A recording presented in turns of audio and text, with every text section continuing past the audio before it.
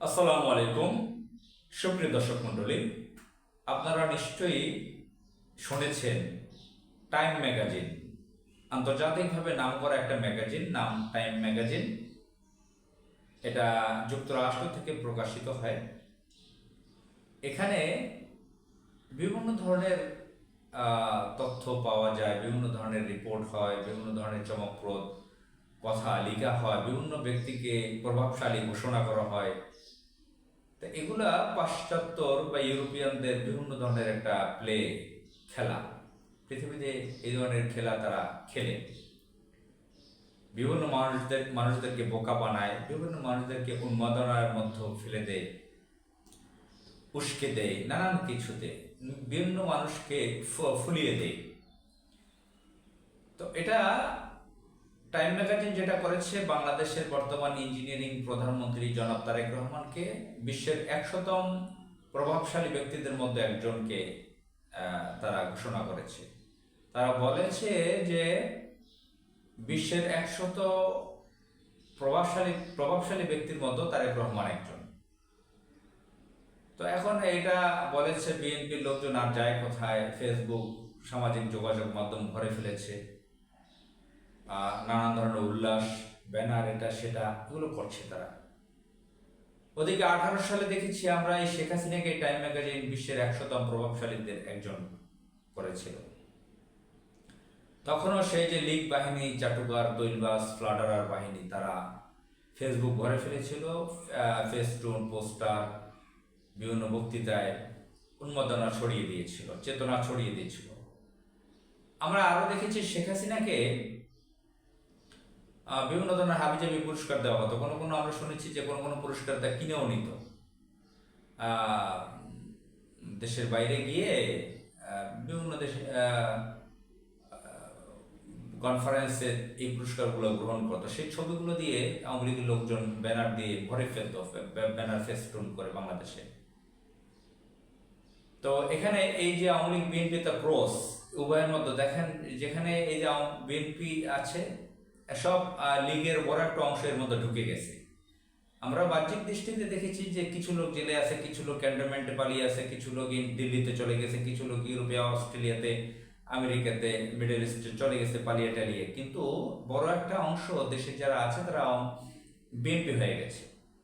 এটা কিন্তু আজকে নতুন নয়, এটা 2001 সালেও আমরা দেখেছি যে 1996 সালে হাসিনা ক্ষমতায় ছিল, লুটপাট বেপরোয়া করত, চাঁদাবাজি করত, আর তার বাহিনীর লোকজন 2001-এ বিএনপি হয়ে গেল। আবার 91 সালেও আমরা দেখেছি যে যেগুলো আওয়ামী লীগ করত, তখন তো আর সরকারে আসে না হাসিনা, গুন্ডা শেখ মুজিবুর রহমান ক্ষমতায় ছিল। এরপরে 96 সালে হাসিনা আসলো, মাঝখানে 21 বছর তো তার ক্ষমতায় ছিল না। ওই সময় যারা আওয়ামী লীগ তারা 91-এর পরে তারা বিএনপি হয়ে গেল। তো এগুলো আমরা 111-এর সময় দেখলাম যে বিএনপির লোকজন আওয়ামী লীগ হয়ে গেল। তো এগুলো কিন্তু আমরা আবার এটাও দেখি ঘরে ঘরে আওয়ামী লীগ বিএনপি বা একই পরিবারে, এটা তারা ব্যালেন্স রক্ষা করে চলে। চাঁদাবাজি একসাথে করে, এটা আমি নিজেও দেখেছি যে আওয়ামী লীগ ক্ষমতায় বিএনপি ওখানে চাঁদাবাজির ভাগ পায়, ভাগ বটরা একসাথে করে, এগুলো আমার নিজের চোখে দেখা। তো এটা একটা সিন্ডিকেট, বিএনপি আওয়ামী লীগের ক্রস। তো এখন এই আওয়ামী লীগের এবং বিএনপির এই হাসিনা কেন্দ্রিক এবং এই যে বিএনপি এখন তারেক রহমান কেন্দ্রিক, এই যে তাদের ফ্লাটারার বাহিনী কোনো একটা কিছু পেলে, এই যে টাইম ম্যাগাজিন এখন ঘোষণা করেছে প্রভাবশালী।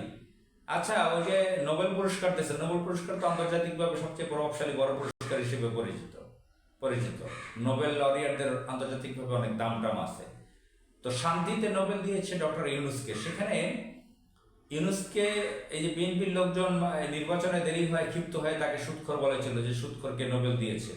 আবার আওয়ামী লীগের লোকজন একই কথা বলতো, ইউনুসকে গালি দিত, সুৎখরকে নোবেল দিয়েছে। এই নোবেলটা যদি হাসিনাকে দিত, হাসিনার বাহিনী, ফ্লাডারার বাহিনী, আওয়ামী লীগের বাহিনী কি করতো? বা এই নোবেলটা যদি খালেদা জিয়াকে দিত বা তারেক রহমানকে দিত, বিএনপির ফ্লাডারার বাহিনী কি করতো?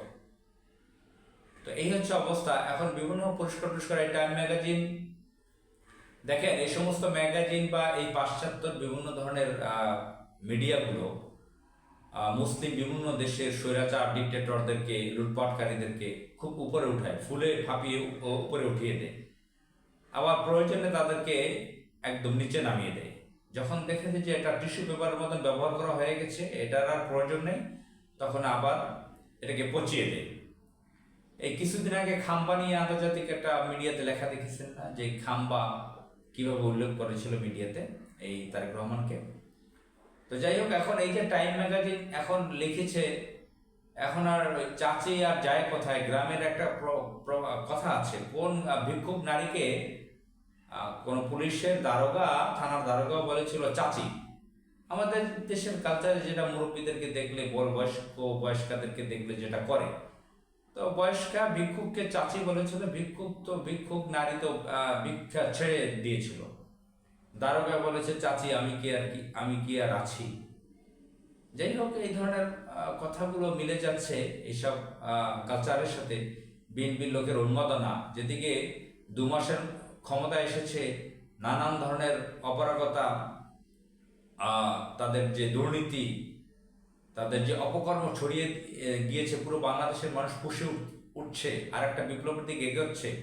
সেই সময় টাইম ম্যাগাজিন, বিদেশি একটা ম্যাগাজিন, তাকে প্রভাবশালী ঘোষণা দিয়েছে। হাস্যকর কথা, প্রভাবশালী কে আসলে এটা কিন্তু সঠিকভাবে তারা ঘোষণা করতে পারছে? তারা কি ইরানের যারা সেনাপ্রধান, রাষ্ট্রপ্রধান, সরকার প্রধান, সেখানে ধর্মীয় নেতা, তাদের কি প্রভাবশালী ঘোষণা করছে না?